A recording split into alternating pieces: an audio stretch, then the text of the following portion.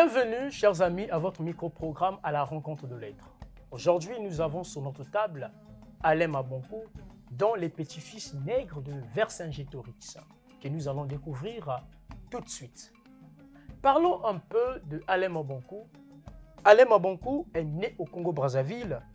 Alain Mabonkou a publié plusieurs romans, dont Africa, Pisco, Vercassé, prix de 5 continents de la francophonie, prix RFO du livre, prix Ouest France, étonnant voyageur et mémoire de Porc-Épic, seuil 2006. Comme il le dit, entre échec présent et foi dans l'avenir, entre attachement au pays et rêve d'ailleurs, Alain Mabonkou construit une œuvre singulière et forte.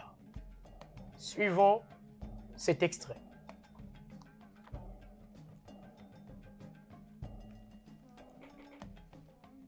Un écrivain raté. Le jour de notre adieu, Christiane revivait ce dimanche mémorial où, entre deux tresses qu'elle nouait sur ma tête, elle m'avait confié que, par la suite, tout était allé très vite entre elle et Gaston. Devant celui-ci, elle ressentait une force, une chaleur parcourir son corps. Elle s'imaginait l'avoir déjà connu dans une autre vie. Il était grand, le visage fin, une moustache qu'il taillait au ciseau presque poil par poil. Il parlait distinctement, soucieux que son interlocuteur le comprît, avec un accent chantant et généreux qu'on attribue aux nordistes du Vieux Tongo. Elle appréciait sa culture, ses connaissances. Pour elle, Gaston était un écrivain raté à cause de son perfectionnisme et de la dévotion qu'il vouait aux grands écrivains français.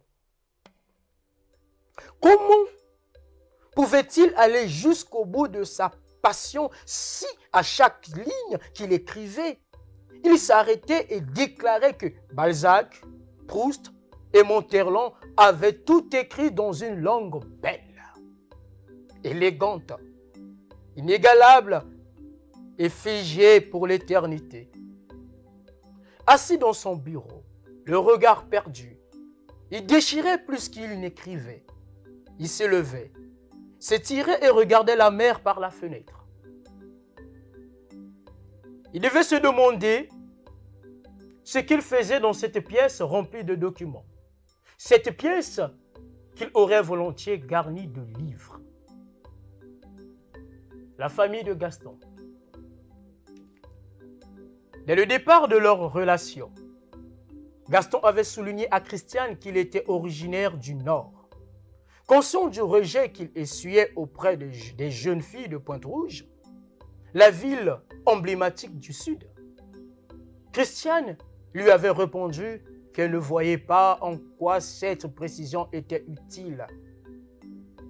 L'itinéraire du jeune homme la fascinait, car lui et ses parents venaient de loin. C'était encore à l'époque où Pointe-Rouge était le Pérou du Vieux Tongo.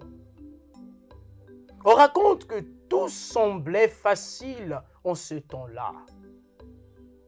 Aucun obstacle ne murait les hommes. Gaston vivait à Pointe-Rouge depuis plusieurs années. Arrivé très jeune du nord du pays avec ses parents après l'indépendance du Vieux Tongo. C'est dans la capitale économique qu'il avait fait sa scolarité depuis le collège Savorgnan de Brazza jusqu'au lycée Monseigneur Carré. Il avait obtenu là son baccalauréat en lettres, mais avant entrepris une formation à l'école des douanes. Était-ce un signe du destin? Juste en face de la poste centrale où Christiane allait travailler quelques années plus tard en intégrant la direction régionale des douanes dans le département de vérification et contrôle au port de Pointe-Rouge. Gaston pouvait désormais, grâce à ce travail, se détacher peu à peu du joug familial. Il louait un 2 pièces dans un quartier périphérique de la ville, ce qui ne le dispensait pas de s'occuper de sa mère, de son père et de ses deux frères, puis nés. Il leur rendait visite les dimanches après-midi.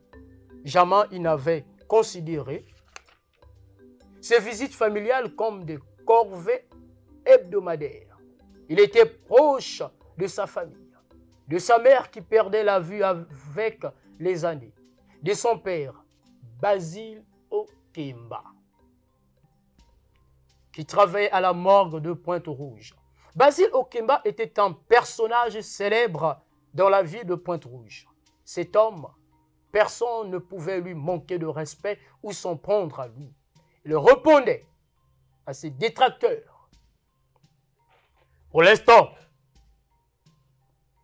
vous pouvez parader et m'insulter. Je vous attends à la morgue. Vous n'aurez même pas de place. Je suspendrai vos corps, la tête en bas, comme des moutons dans une boucherie, et je vous fouetterai tellement que lorsque vous vous présenterez le jour du jugement dernier, le Seigneur aura du mal à vous reconnaître, même si vous lui présentez vos pièces d'identité. Basile Okemba exerçait un travail ingrat. Il côtoyait les morts. Soulever ses corps, les balancer nus dans les tiroirs n'était pas une activité ordinaire. Il avait tout vu. Il avait tout fait. Il avait ramassé des cadavres à la pelle.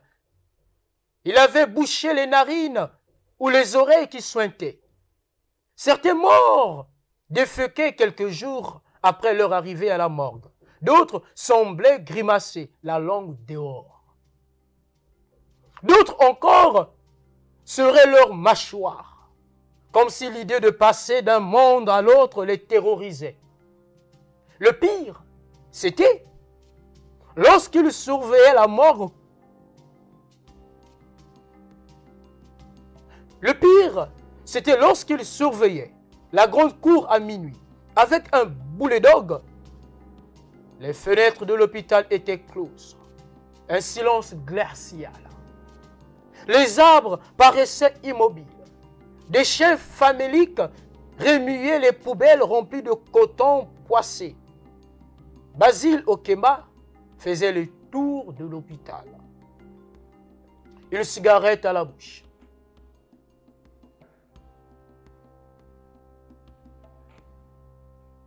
Des ombres passaient devant lui. Il ne les fixait pas.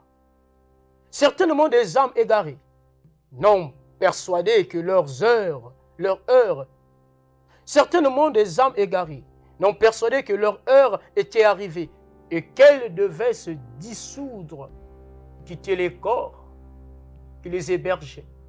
À ce moment-là, le chien qui précédait Basile Okemba de quelques mètres aboyait. Il fallait être un peu fou pour travailler à la morgue, disaient certains.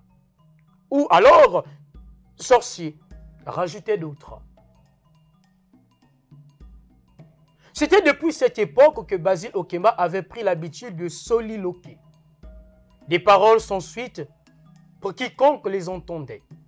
Il parlait aux morts. Il les invectivait. Les fouettait quand un de leurs bras s'échappait des tiroirs de la morgue. Ces morts l'écoutaient, lui obéissaient. Le soir, quand ils en rentraient, l'odeur de cadavre se répandait dans la maison familiale. Il avait décidé, à cause de cette profession, de ne plus manger de viande.